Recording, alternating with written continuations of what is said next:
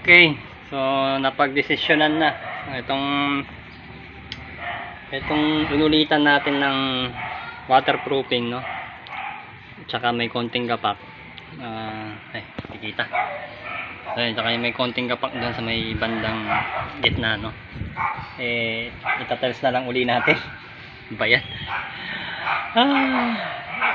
Epoxy flake sana kaya lang nakita ko medyo matrabaho. So tiles na lang na hindi masyadong sumisipsip ng nag-a-absorb ng tubig. Tapos igagrout na lang natin ng medyo maganda-ganda.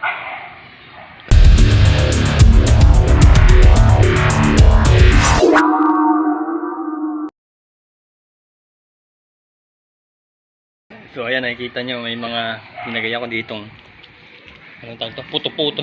Tawag ba nila dito? Puto-puto. Yan, mga pang-guide natin sa tanse. Yan, yun, isa doon sa dulo. Tsaka to, yun. Tsaka yun. Sa dulo-dulo. So, ganito nilagay natin kasi para kahit saan pwede tayong mag pako or tornilyo. Ano to eh? PVC board to eh. Either tornilyo na lang siguro kasi PVC board to. So, pinauna na natin na idikit kasi dyan tayo kukuha ng pagtatansian. So, nilayoutan na natin. Tingnan lang natin kung ano yung nangyari dito, no?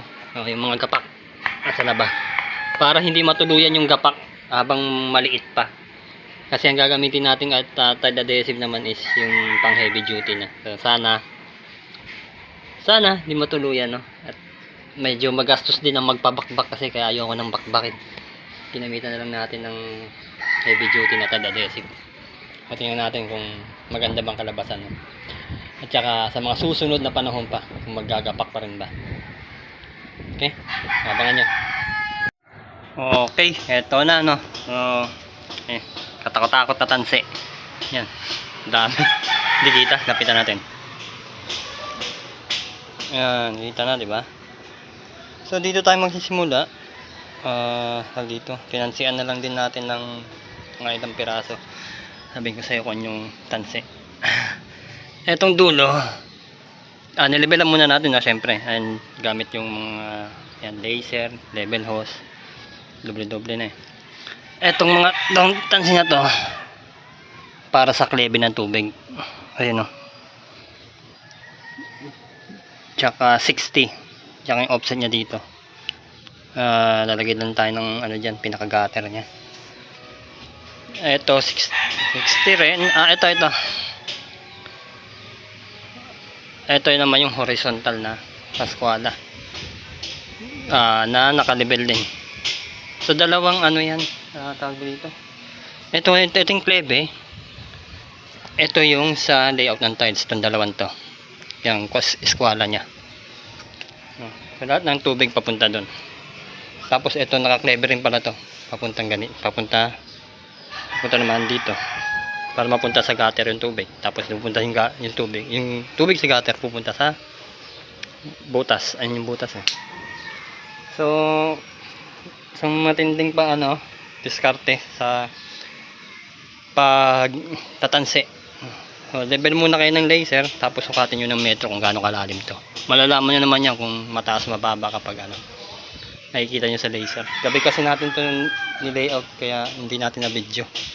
Medyo madilim para kita yung laser ko. Yan. So, start tayo. Yung ginamit natin tiles. Tsaka adhesive. Yan. Sa ganitong rooftop, tapos expose pa sa araw, heavy duty na yung gamitin natin. Para mas kapit kasi expose sa araw, babasa ng ulan. Tapos na arawan, baka gumapak na naman. Tapos sa tiles, kaya matibay na gagamitin natin. Sa tiles, eto, hindi na tayo bumili ng medyo mahal. Lang, ang importante lang naman yung hindi malakas sumipsip ng tubig para mabawasan din yung moisture sa pinakasahig. Check nyo para dapat sana dapat sana porcelain para hindi malakas sumipsip ng tubig. Pero ito premium na ceramic, ganun na rin. Ayun, ito pala. Premium na ceramic. Check nyo parating water absorption. Dapat nasa point something lang yan. Ito 0.5. So parang ano na rin siya. Parang porcelain na rin siya. Yan. Pumili lang ako ng hindi malakas sumisip sa tubig para iwas gapak, no? Kasi may gapak na dun konti. Habang di pa lumalaking gapak, patungan na lang natin agad ng tiles. Sana lang hindi magka-problema pag tagal ng panahon. So abangan nyo kung magkaka-problema pa rin ba dun sa mga portion ng gapak. Meron doon, meron dito, at kung saan saan pa. Ayaw ko nang bakbakin kay malaking trabaho, malaking gastos, kaya try natin diretso na lang tiles, tapos heavy duty na tile adhesive, no? Sige, so start tayo. Ewan ko kung bibidyo ko pa yung pag may na-encounter tayong medyo kakaiba, yun, discuss natin sa inyo. So start tayo doon. Pag ganito pa ng heavy duty na tile adhesive, kailangan linisan mo agad bago pa tumigas. Kasi ang hirap tanggalin. Tapos lalo na to. Ito kasi pag nagduksong ka ng kasunod na tiles, itong gilid, yan, kaskasin mo. Kasi mag-iiba yung distansya ng bikat mo sa pagitan kapag hindi mo kinaskas yan. Kailangan linisin yan. Yung sa may nakadikit lang naman sa tiles, ito nilinisan ko na. Uy. Yan, isang diretso kinaskas ko yung gilid niyan kasi kinabukasan na natin matatiles yan sobrang dikit, no? Okay, ito, kuskusin ko lang naman hanggang dulo dun. Okay, good day, no? So panibagong araw. Ito yung natapos natin kahapon.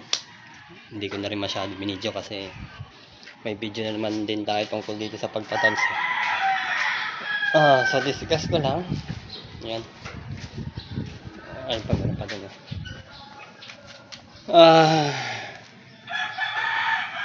Dito.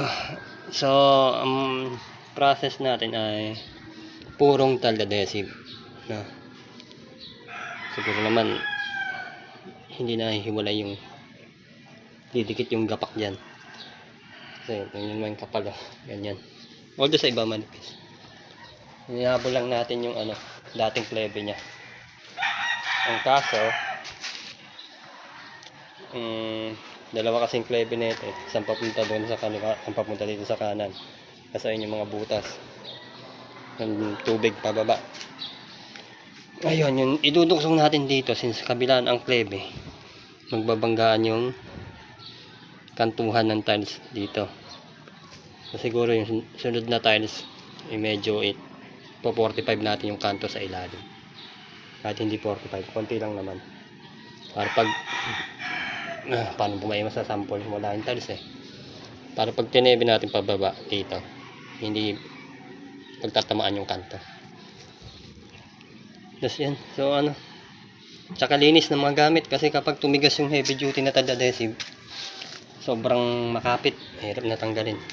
Tsaka itong tiles sinilis natin, meron pang tayo dito. Yan, nilinisin natin yan.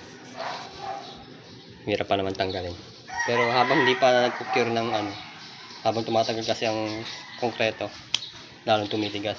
Kaya habang hindi pa masyado nag-cure, ba siya masyado tumitigas, linisin na natin. Katuloy tayo dito, kaya lang yung mga naging alikabok, siguro walisin muna natin bago tayo magsimula.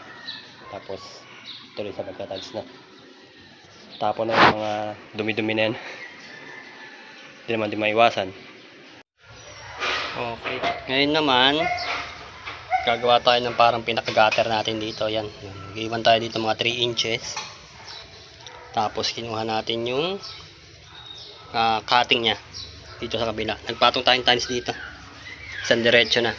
Lahat yan tiles na nakapatong lang. Ngayon itong mga puto-puto na tawag ko dito. Yan, nagagamit ko yan sobra. Ayun, so nililipat-lipat ko lang tong tornilyo para makapagtansi ako. Tapos kung natansihan ko na yung kailangan kong distansya, ito, saka ito, yan, ginuhitan ko kasabay ng tansi para dire-diretso na yung putol natin. Kapag yan, Pag puputulin na, yan, tanggalin lang natin. Tapos putulin sa labas. Ha? Ayun. Di ko na sinama to kasi mahirap mag ano dyan. Mahirap mag ano dyan, cutting kasi madalas hindi pantay ang pader. So iniwan ko na lang din na gutter yan para diretso dun sa drain natin. And dulo sa dulo. Nakameros pa sa trabaho na hindi ko nasasabayan yung alo ng pader. Para lang maitalis ng ayos. O otherwise, i-baseboard nyo. Putulin ng diretso, tapos baseboard. O dagdag uli sa ano, tiles. Pero yan, yung gutter dito. Tapos diretso dun sa butas. Sa floor drain natin. Wala lang strain, no? Pero yan, ito. Putulin natin ito. Okay. Okay. Puputol ulit tayo. Yun. Nilatag ko na isang dire-diretso. Tapos ginuhitan ko. Ngayon, naalala nyo ba to? Yan. Yung manual tile cutter natin, no? Hindi ko na siya magamit. Hindi. Hindi ko alam eh. Hirap akong gamitin. Mahirap gamitin. Ganun. Una, mabilis pumurol. Tapos kapag ginuguhit ko siya, hindi ko siya naiguguhit sa eksaktong guhit niya kasi may offset. Tapos paminsan yung unang guhit niya hindi pa mababarag uli na ito. So ang ginagawa ko, pambarag to no. Pwede pang automatic cutting. Ang ginagawa ko, pinapadaanan ko muna ng grinder na mababaw na lang. Kaysa ito yung pangguhit ko. Grinder na lang. Although hindi maganda ang labas ng tabas. Ayan o. Pero kung mapupunta naman sa gilid walang kaso. Magkagalot ka pa rin naman. Yan.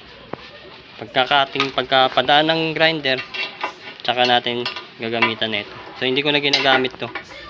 Kasi una na bengkong na, hindi ko na nga mabunot to. Hindi ko na mabunot tong bala para palitan kasi bumaloktot no. Baloktot na to. Sa kung anong dahilan. Kailangan kasi matinin ng paghagod kaya bumibengkong. Nakailang balik na ako na ito. Ngayon ay na mabunot. So grinder na lang. Mas maganda sana kung gumagana pa to. Pero yan, pakita ko sa inyo. Kasi ito isusok-sok. Dali lang naman kaya lang isa lang kamay ko. Yan, sinuksok ko na. Kailangan lang nakapantay itong guhit na to. Yun makita. Yan, may guhit yan dito. Yun yung guhit ng manual cutter mo. Dapat nakatapat sa gatla. Tapos pihit mo lang ito. Ingatin isang kamay lang kasi. Pigilan ko lang pa ako. Dahan-dahan lang. Diba? Mas mabilis. Hindi pa ako dito. Nagkalat kasi dito na ako nagpuputol din para konti lang kalat. Ayan yung tabas. Kalahati makinis, kalahati lubak. Pero okay na sa akin yan, mapupunta naman sa gilid tatabunan naman yan. Para mabilis lang tayo. At hindi na ako magtatagal sa pagputol. Okay. Magamit ko pa rin kahit mapurol na to. Ay, minalas na naman. So ingat sa pagtanggal ng tag dito, pilite ba yan o yung puto-puto natin. Yan, sumama na naman yung waterproofing. Yung ganun. Yun. Gabi na pa naman, wala na pa naman tayong waterproofing. So malalagay, harap na lang tayo dyan ng mailalagay. Wood glue. Meron ako. Tunawin natin sa tubig wood glue, tapos pahid natin dyan. Wala na akong waterproofing yan, inis na lang natin konti din. Basahin natin konti. Naman sa itong wood glue. Ano naman ito water resistant naman itong wood glue na ito yung Pioneer kulang. Para manuot dun sa loob tubigan natin. Pero konti lang. Sige, punuin lang natin ito. Yan diba? Parang waterproofing na rin. Yan. Tigas naman to kapag natuyo eh. Ginagawa ko nga itong pang masilya. Gagawin yan. Para bukas tuyo na. Yun, surprise. Tapos na agad. Hindi ko na binidyo kasi medyo mahaba-haba to. May video naman na tayo dito.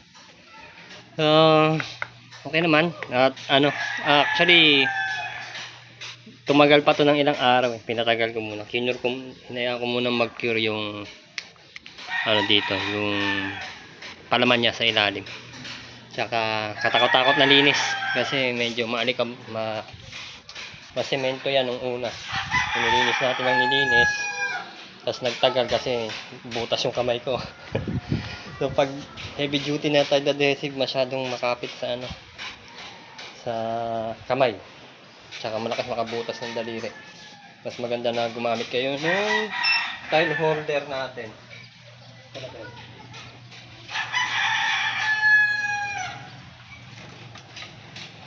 Ito, tile holder na yan para hindi nyo mahahawakan yung palaman na tile adhesive.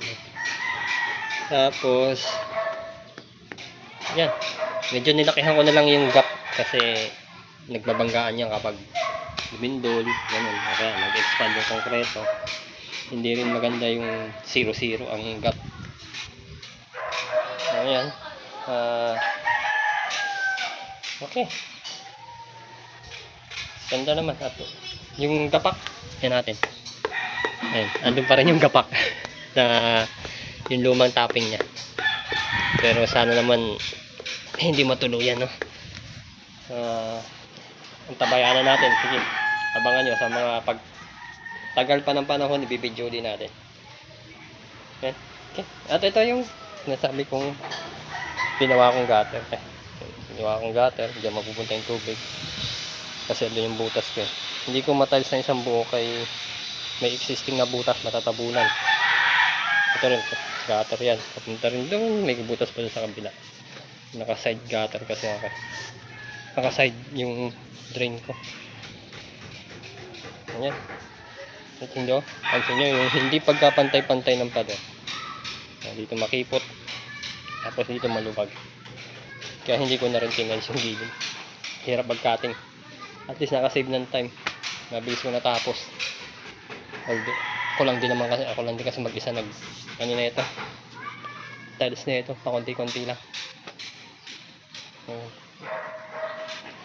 At kung ilang tile adhesive, mga siyam sa 7 meters by 2.4 meters. Tapos meron konti doon. Dami rin daming tile adhesive kasi puro na natin in-apply. Pero at least masigurado yan na makapit compare naman sa semento. So abangan nyo abangan nyo yung grout naman. Abangan nyo, i-video rin natin, no, kasi mag-apply tayo ng medyo kakaibang grout dito. Bibin lang muna natin, no. At yan, thank you at abangan nyo sa mga susunod na mangyayari dito, no, sa susunod pa nating video. Okay.